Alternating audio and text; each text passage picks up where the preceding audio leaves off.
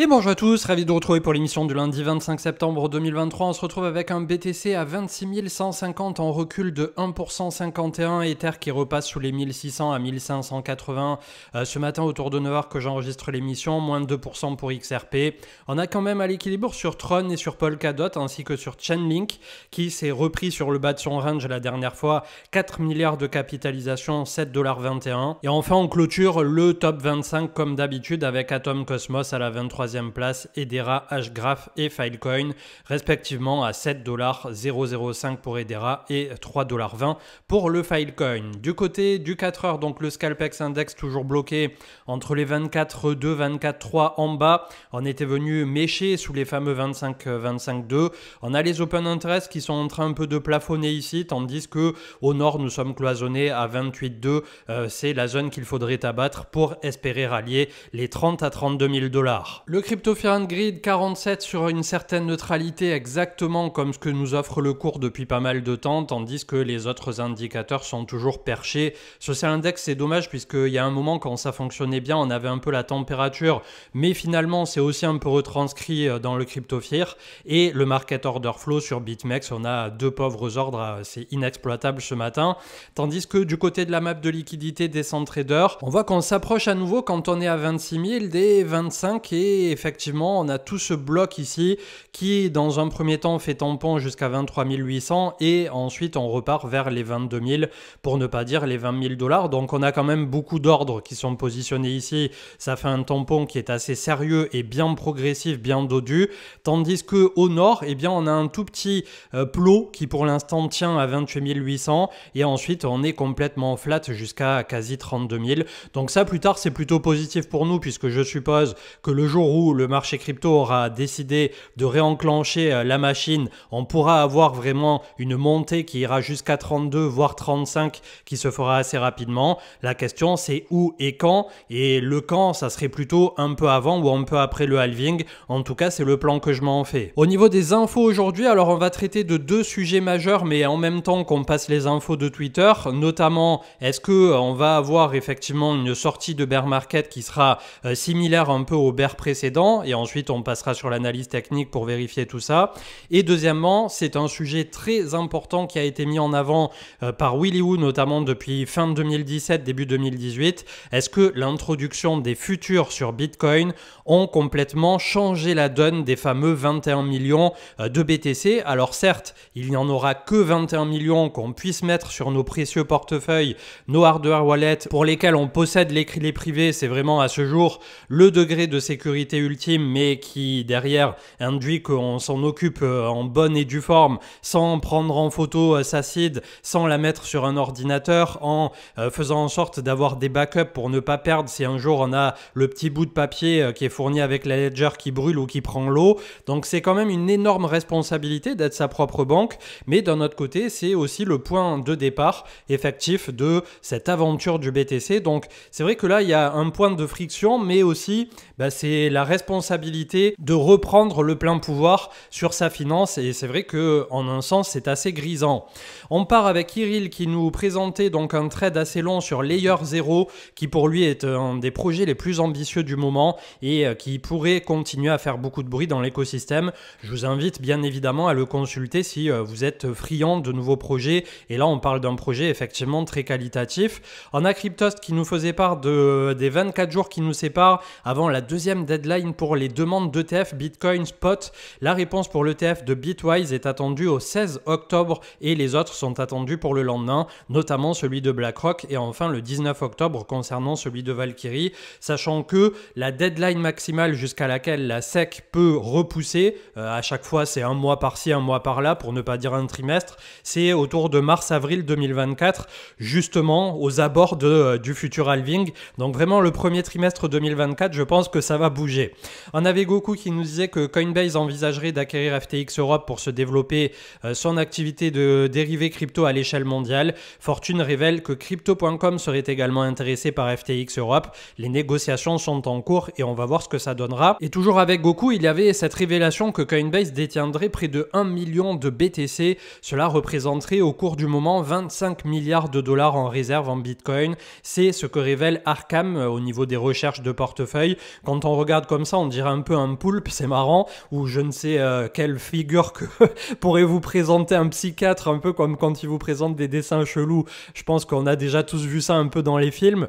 Et globalement, c'est le chiffre à retenir, c'est que ces fameux 5% du total de tous les BTC existants, quand on en détient 1 million comme Coinbase, eh bien c'est le même chiffre que le wallet de Satoshi Nakamoto. Donc vraiment, à ce jour, Coinbase, c'est un peu le too big to fail de la crypto, mais surtout, quand on voit qu'ils ont été choisis par tous les institutionnels pour faire le pont pour leur futur ETF spot, je suppose que ça pourrait devenir le mastodonte de demain de la crypto, s'il ne l'est pas déjà un peu. Et on part avec Willy Woo, Rational Root qui le reprenait, et le paper Bitcoin par rapport au real Bitcoin, les fameux BTC, les vrais, les uniques, les 21 millions qui peuvent s'échanger les uns avec les autres et qui à ce jour ne sont que 21 millions ou ne le seront puisque on n'a pas émis encore la totalité des 21 millions comme vous le savez. Ça devrait intervenir le dernier BTC, je dis à peu près au pif puisque j'ai pas vérifié récemment,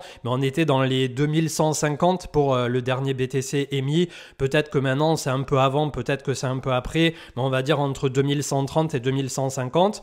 Là aussi, les grands théoriciens s'affrontent pour dire que d'ici là, ça se sera complètement effondré sur lui-même puisque faute de récompenses importantes pour les mineurs, ça ne serait plus aussi intéressant de s'intéresser au réseau. D'autres disent que le fait de l'adoption grande échelle viendrait combler les lacunes effectives comme ça et que derrière, il y aurait un consensus qui se mettra en place au niveau des fees et que ça s'équilibrerait de par lui-même. En tout cas, par rapport à ce sujet en particulier, c'est vrai que c'est intéressant quand même de prendre en considération qu'à ce jour, comme disait Willy Woo, depuis qu'on a eu l'introduction des futurs, et je suppose que le chiffre a encore augmenté quand il y a eu les options, ça nous fait du Bitcoin qui est échangé au quotidien et les futurs souvent c'est parié à la baisse, donc ça crée une énorme pression baissière sur le marché crypto et notamment le marché spéculatif pur, puisque là aussi je ne vais pas rentrer dans les détails, c'est assez complexe et assez technique, mais au niveau des mineurs, des entités de minage, eux ils interagissent énormément avec le spot, avec la vente, mais pour se couvrir sur des horizons de temps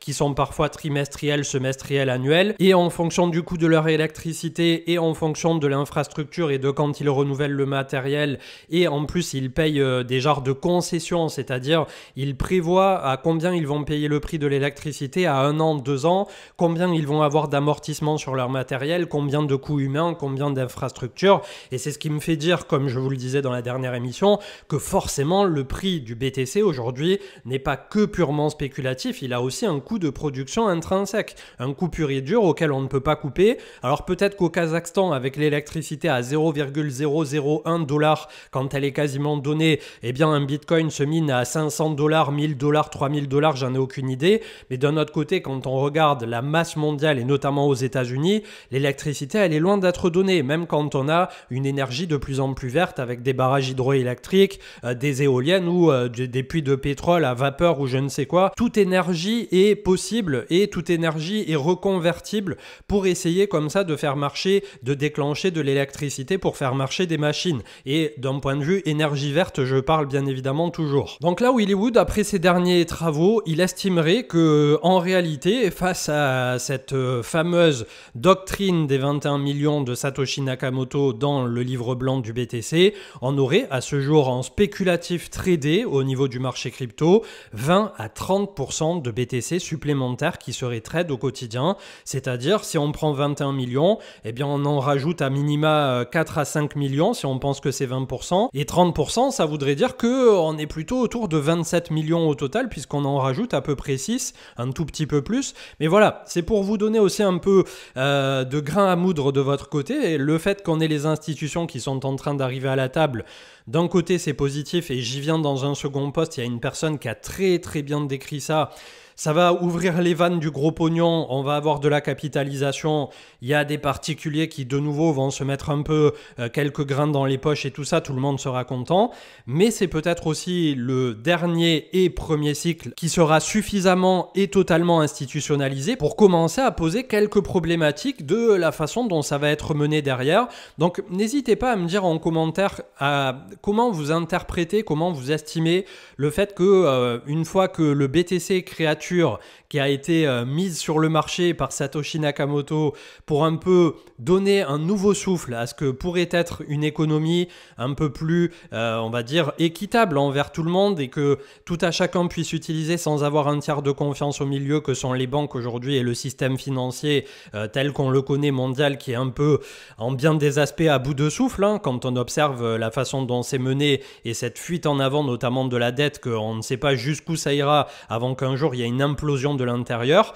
Et de notre côté aujourd'hui, eh bien tout le monde spécule sur le BTC. Il n'y a pas eu qu'une adoption pleine et entière qui a fait que le prix petit à petit s'est apprécié tout seul. Et ça laisse se poser pas mal de questions sur ce côté pur fondamental, sur ce côté cypherpunk qui est en train, malheureusement pour certains et heureusement pour d'autres qui viennent justement spéculer sur le marché crypto, de passer complètement à la trappe. Donc vraiment, c'est un sujet très important et je vais continuer de l'étayer au cours des infos là qui vont être dispensées dans les prochaines minutes. C'est quelque chose à prendre en considération du fait qu'au plus on aura des produits dérivés et c'est pour ça que la SEC a vraiment mis les bouchées doubles pour faire un frein, un blocus complet sur les ETF spot tout ce temps. C'est parce que ça permet derrière aux ETF futurs de parier à la baisse en continu et d'avoir ce qu'appellent les complotistes ou voilà, les gens un peu plus avancés là-dedans, un price suppression. C'est d'essayer de condenser, de cadenasser au maximum du maximum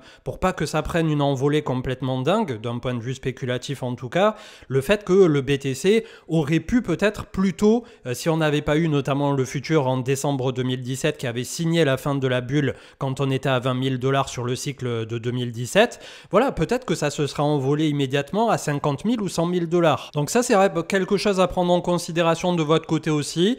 Ça me semble être un sujet suffisamment intéressant et important pour la suite, puisqu'on peut penser que si aujourd'hui on est à 20-30% de BTC papier en circulation par rapport aux 21 millions, peut-être que dans 5 ans ou dans 10 ans, il y en aura le double ou il y en aura le triple, tellement il y aura eu des produits dérivés qui seront venus se greffer. Donc espérons que le ETF spot, les ETF spot viennent équilibrer tout ça, mais en tout cas pour l'instant, c'est aussi une prise de conscience collective du fait que le marché spéculatif joue un peu contre nous. Cryptost, la TVL de Base, c'est le layer 2 de Coinbase, a dépassé celle de Solana au début du mois de septembre après seulement un mois d'existence. Sur le mois d'août, la TVL de Base a progressé de 111%, là où celle de Solana a observé une baisse de l'ordre de 12,2%.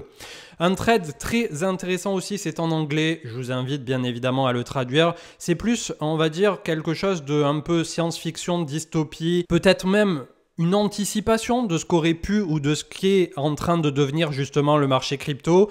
C'est Matt Huang qui a fait un trade The Casino on Mars et qui en gros dépeint une ville ou un état ou une planète qui fonctionnerait sur un motif complètement différent et ça n'est pas sans rappeler effectivement voilà toute cette histoire qu'il y a autour du BTC si comme certains maximalistes l'aimeraient un jour avoir que le BTC qui viendrait remplacer le dollar et tout ce qui va bien.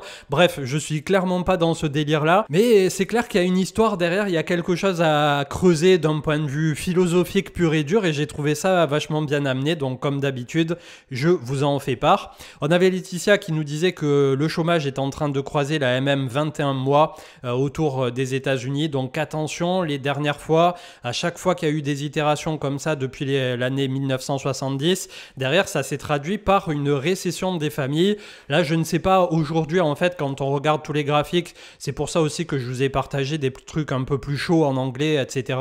Je sais qu'il y a des gens qui, pour la plupart sur Twitter, ne regarderont même pas quand je partage des trucs en anglais sans faire le petit travail de traduction ou sans essayer de vous le vulgariser. Mais c'est aussi ma manière parfois de vous partager du contenu un peu plus dur comme ça, d'essayer de vous intéresser et de me dire qu'il y a, même s'il y a 5 personnes sur les 270 000 qui suivent sur Twitter, même s'il y en a 5 ou 10 qui font le petit travail d'aller voir ce que représentent ces graphiques, de s'intéresser à l'économie traditionnelle et d'appliquer certains points pour avoir un peu plus d'informations au niveau du marché crypto, et bien voilà, tout simplement l'essai il est transformé et moi je suis très content quand il y a des personnes comme ça qui arrivent à en retirer quoi que ce soit, puisque puisque là aussi, moi, c'est ces dernières années où finalement j'ai rattrapé une vie de non-éducation financière, et petit à petit, les dernières années d'expérience, j'essaie tout simplement de vous les retranscrire en même temps que je suis en train de continuer d'apprendre au quotidien avec vous. Donc voilà, je me ferai jamais passer pour un expert de quoi que ce soit,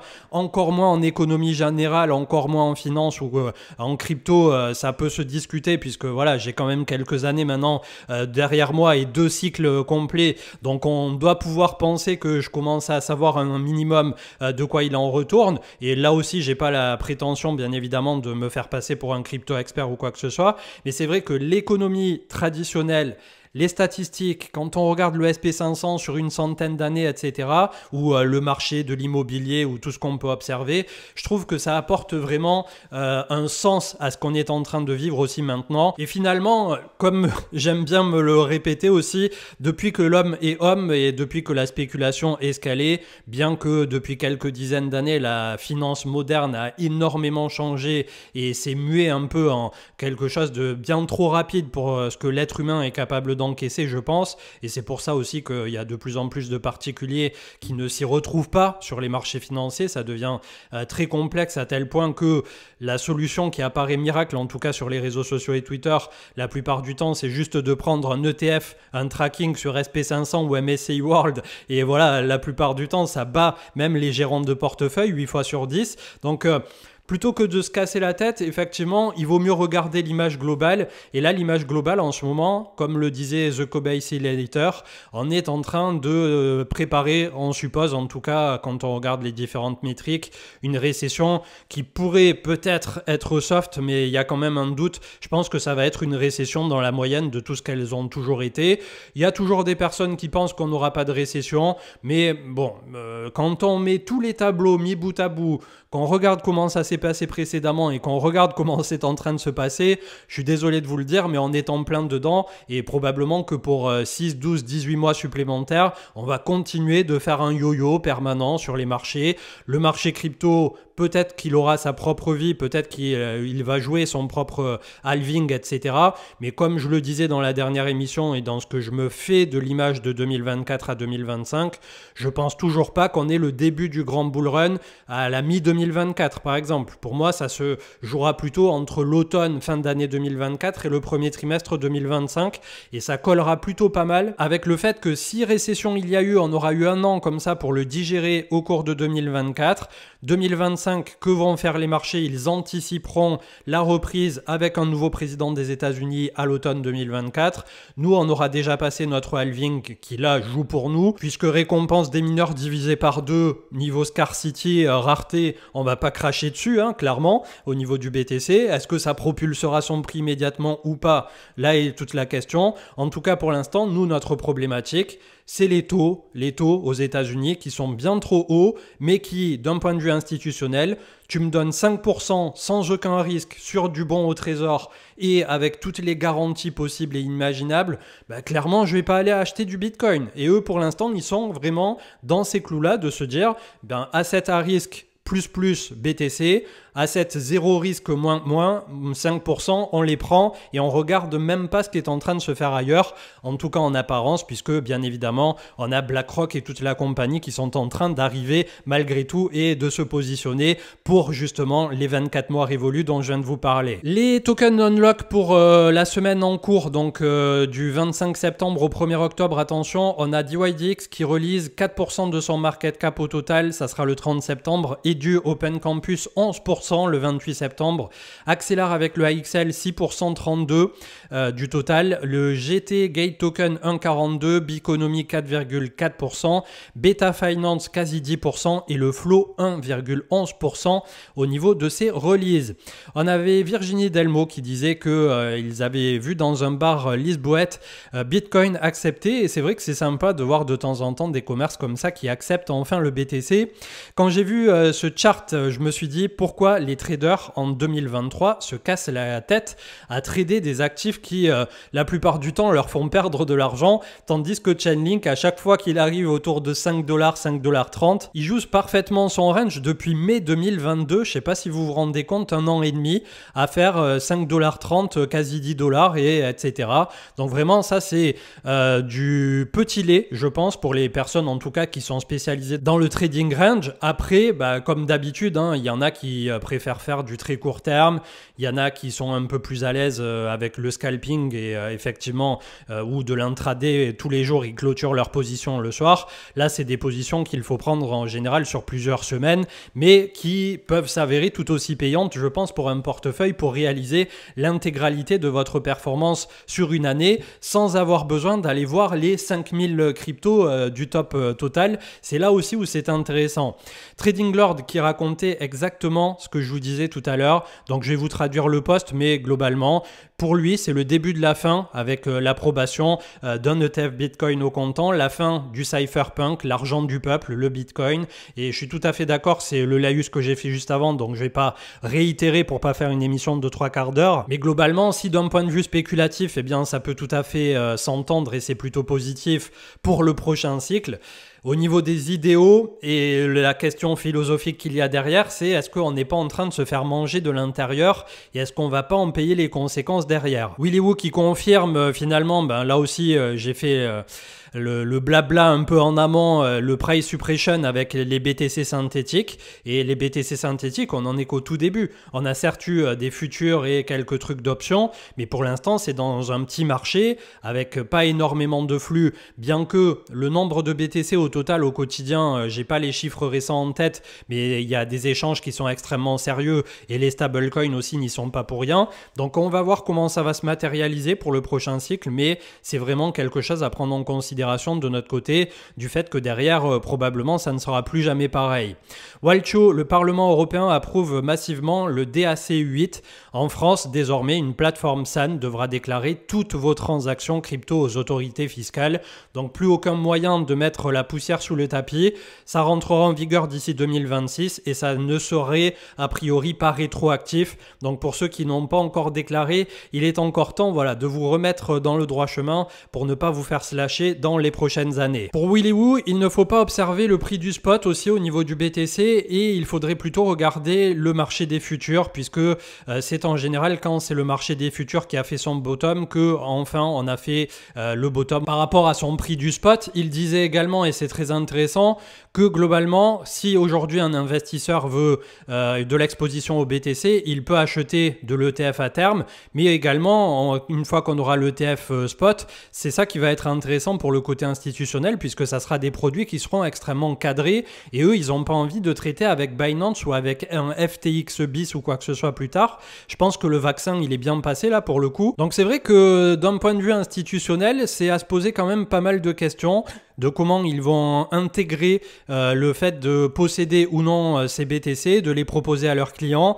Est-ce que les clients, ça peut ne pas leur permettre justement de rentrer, sortir plus facilement quand c'est du futur et de clôturer des positions bien plus fermement lorsqu'il y en a besoin, plutôt que de devoir aller sur un échangeur avec du slippage, etc. quand il y a des carnets d'ordre qui sont pas assez remplis, ou Coinbase ou Binance ou les trucs un peu, voilà, tous les échangeurs centralisés qui bug complètement. Quand on se prend des drawdowns de moins 20, moins 30%, on peut même plus se connecter aux échangeurs.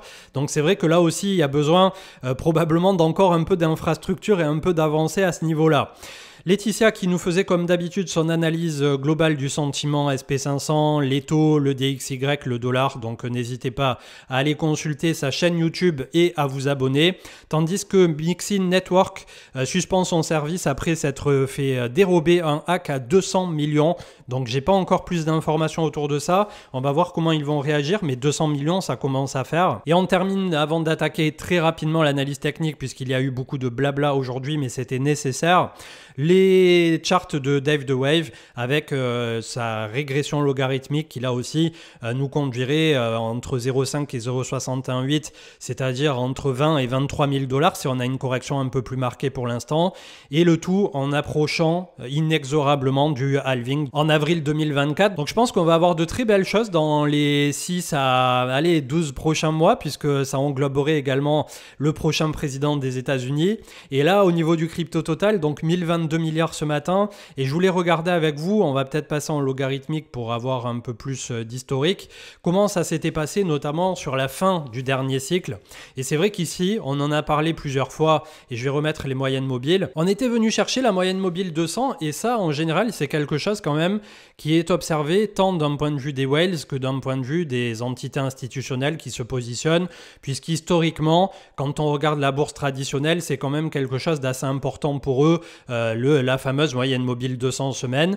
Une fois qu'on a eu tout ça, on a eu cet imbroglio ici de moyenne mobile, et c'est un exemple que j'aime bien prendre puisque à partir du moment ici où on a tout réaligné, c'est-à-dire moyenne mobile 20 au-dessus de la moyenne mobile 50 qui elle-même est au-dessus de la moyenne mobile 100 qui elle-même est au-dessus de la moyenne mobile 200, on a le bull run. Et là actuellement, où est-ce que nous en sommes quand on regarde sur ce cycle-là? On en est pile poil dans l'imbroglio qu'il y a avant la remise à plat pré-bull run, et c'est quelque chose qu'il faudra observer de notre côté puisque le jour où on aura la moyenne mobile 100 qui va repasser, et vous voyez que ça peut prendre encore plusieurs trimestres. Sous la moyenne mobile 200, la moyenne mobile 50 qui repassera au-dessus de celle-ci et la moyenne mobile 20 qui reprend un peu de pente, un peu comme ça l'avait fait en juillet 2020 ici. On pouvait se poser la question ici, par exemple, juillet 2020, bon, on était en train de latéraliser, ça faisait peut-être un petit bull flag ou un petit range, peu importe. Et finalement, derrière, on a la sortie, le backtest, et ça y est, ça part comme une fusée. Et ça, pour moi, c'est quelque chose qu'il faudra vraiment observer ici, qui nous donnera le ton, qui nous donnera le là, et qui probablement au niveau du cours en tant que tel, ça sera à partir du franchissement de ces fameux 1250 milliards qui correspondent à peu de choses près à 32 000 $ au niveau du BTC. Une fois qu'on enfonce, comme on l'a vu au niveau de la map de liquidité, on a 35 à 40 K à portée de main, et derrière on pourra aller revisiter. Dans un premier temps, ici on a une bonne petite zone de confluence autour de 2000 milliards, et ensuite on a l'ATH à 3000 milliards. Donc ça fait des comptes assez ronds finalement, mais bon, quand on parle en milliers de milliards, ça commence à faire énormément d'argent à bouger tout de même. Le crypto total des alts qui est toujours dégradé, mais qui essaie tant bien que mal de défendre un support. Donc là aussi, pour les aficionados de l'analyse technique, en tout cas à court terme, on est plutôt en train de faire un petit triangle comme ça de fin de compression. Je ne sais pas jusqu'où ça peut durer avant qu'on ait une explosion, j'espère par le nord et pas par le bas, puisque si on part par le bas, probablement qu'on retournera visiter les points bas ici, donc ça pourrait faire très très mal du côté des alts, avec une Bitcoin dominance qui peut-être n'a pas dit son dernier mot. Le crypto total 3, c'est-à-dire excluant BTC et ETH, c'est pareil à ceci près que là on est plutôt en train d'essayer de faire une petite pente comme ça, peut-être un flag, bref, on a quelque chose qui est malgré tout en train de se poser au niveau de la volatilité. Ça me fait dire aussi que sur le dernier trimestre 2023, pour notre plus grand bonheur ou pour notre plus grand malheur, on va avoir quelque chose d'extrêmement costaud au niveau de la volatilité qui va revenir. C'est totalement aussi dans les clous de ce qu'on pourrait annoncer le début 2024 qui viendra juste derrière. Donc vraiment là, si on avait une ceinture à accrocher, je pense que c'est le bon moment, et il faut se préparer aussi à cette éventualité où il y a encore des déceptions, des reports, voire des annulations au niveau de l'ETF spot, et qui, je l'espère, d'ici début 2024 peut-être viendra à avoir une première approbation. Je ne vois pas comment BlackRock, maintenant qui sont à la table, lâcheront ce beefsteak là, d'autant plus si entre-temps on leur offre du BTC à 20-23 000 $. Je suppose que pour eux, voilà, peu importe le prix. On l'a vu que même sur le GBTC de Grayscale, on avait quand même des intérêts qui étaient revenus et assez forts, et également la prise de position, je le rappelle quasi à chaque émission, mais ça a son importance, sur tout ce qui est industrie minière, dans laquelle ils possèdent désormais 5, 7, 10% par entité, ce qui en fait vraiment pour eux un mini ETF, puisque même MicroStrategy aujourd'hui est considéré un peu comme un ETF BTC, et à chaque fois que le BTC nous fait une grosse poussée, on a MicroStrategy derrière qui pousse également. Donc Les institutionnels ont désormais un panel assez important de moyens à leur disposition, que ce soit les futurs ou les options ou les fameux ETF pour plus tard, ETF spot ou ETF par procuration en achetant des minières ou des actions qui détiennent en société en nom propre des quantités astronomiques de BTC. Et c'est vrai que c'est là où ça va être le coup de génie aussi pour MicroStrategy ou le coup d'épée dans l'eau, de voir au prochain cycle un peu comment ça va réagir. Mais je ne sais pas aussi, la question c'est à quel moment MicroStrategy prendront des profits. Est-ce qu'il va jouer le dégène pour dégène et ne jamais en prendre? En tout cas, pour l'instant, on en est là. Le SP500 qui est sur la pente glissante, qui pourrait rallier les 4200 points où nous attend la moyenne mobile 100, ça n'a pas changé depuis la semaine dernière. On est sur le RSI médian autour de 50, donc attention, c'est le moment ou jamais de trouver un peu de réaction pour le marché américain. Le dollar n'a pas l'air de vouloir trop lâcher du mou pour l'instant, on est malgré tout sur une zone dure autour de 105.6. Le RSI est relativement haut et commence un peu à fléchir, donc quand bien même on irait chercher, allez, 108, je pense que dans tous les cas, le dollar va commencer un peu à se fléchir ici, et d'autant plus qu'on a déjà eu des prises de profit qui ont été faites au niveau du marché US. La Bitcoin dominance, toujours bloquée autour de 50%. On a la moyenne mobile 200 juste au-dessus, donc on va voir comment ça va se compresser entre moyenne mobile 20 et moyenne mobile 200. Sachant que là aussi, jusqu'au halving, je pense que le BTC va faire un peu la pluie et le beau temps, et que c'est vraiment quand vous voulez jouer les alts de votre côté, la paire alt contre BTC qu'il faut observer plutôt que son prix contre le dollar. Allez, on terminera avec un alt qui était en train tout ce temps de chercher du pétrole et pas qu'un peu, c'est Moonbeam Glimmer qui reprend 50% aujourd'hui. J'ai pas vu passer d'infos particulières, n'hésitez pas à me dire en commentaire, on a un peu de volume, mais on en avait eu aussi en juin 2023, ça l'a pas empêché de passer de 25 centimes à 16 centimes, et on vient d'un point haut après introduction à 40 $. Malheureusement, il a été introduit en janvier 2022, juste après le dernier trimestre de bull run, et derrière, il n'a connu que de la baisse. D'ailleurs, si on mesure, on a dû faire sur ce token un bon moins 99 des familles, je pense. Ouais, c'est ça, on est à moins 99,60. Donc, je faisais partie des ahuris, là pour le coup, c'est le bon mot, qui ont payé ici autour de 1,80 $ à 2 $. Inutile de vous dire que voilà, je regarde même plus mon bag de Moonbeam. Ça fait partie des expériences, ça fait partie du jeu aussi, de se dire, ici autour de début 2022, on ne savait pas encore si on allait rentrer dans un bear market dur ou si on allait rebondir ou quoi que ce soit. Malheureusement, derrière, la suite, on la connaît. On a eu un bear des plus marqués et des tokens comme ça qui, malheureusement, n'ont pas vraiment connu de bull run. C'est aussi le cas de projets porteurs, comme on dit souvent, avec Axelar ou quelques autres, ou même le Biconomy qu'on a vu tout à l'heure. Donc, je suis curieux de voir les alts qui n'ont pas connu de cycle haussier, si vraiment on aura des flux qui vont rentrer plus tard, du fait qu'aujourd'hui, ils sont peu capitalisés. Est-ce que aussi, il faut vérifier systématiquement la capitalisation en amont, il n'avait pas été trop pricé fin de 2021, début 2022, ce qui fait qu'ils sont revenus à un stade où en bear market, l'argent a beaucoup plus de valeur et tout est énormément moins capitalisé. Voilà, c'est les questions que vous devez vous poser de votre côté avant d'investir dans quoi que ce soit. Et là, comme d'habitude, je passe Glimmer Moonbeam, mais ça n'en fait pas pour autant, puisque je le passe sur la chaîne, un projet extraordinaire ou exceptionnel. Je pense qu'ils ont de quoi faire, c'est un bon projet, Moonbeam, et tout l'écosystème de Polkadot, tout ce qui s'est développé au cours du bear market devrait porter ses fruits au prochain cycle. Mais comme je vous disais, l'argent semble de plus en plus intelligent, et au plus il s'institutionnalise d'ici le prochain cycle, et au plus il va le devenir, et ça risque de rester souvent sur les gros dossiers, ce qui n'empêchera pas bien évidemment les particuliers de continuer à aller dégène comme ça sur des trucs qui leur semblent pouvoir faire des rendements bien plus élevés que de rester simplement sur Bitcoin et Ethereum, ce que je peux comprendre aussi. Je vous souhaite une excellente journée. Ce soir, on se retrouve avec Marc et Manu. C'est le grand retour de la team au complet. Quoique non, je crois qu'il n'y aura pas Manu ce soir. On sera en tête-à-tête avec Marc. Et pour ma part, je vous souhaite une excellente journée. Et on se retrouve donc à 21 h sur Twitch. Ciao, ciao.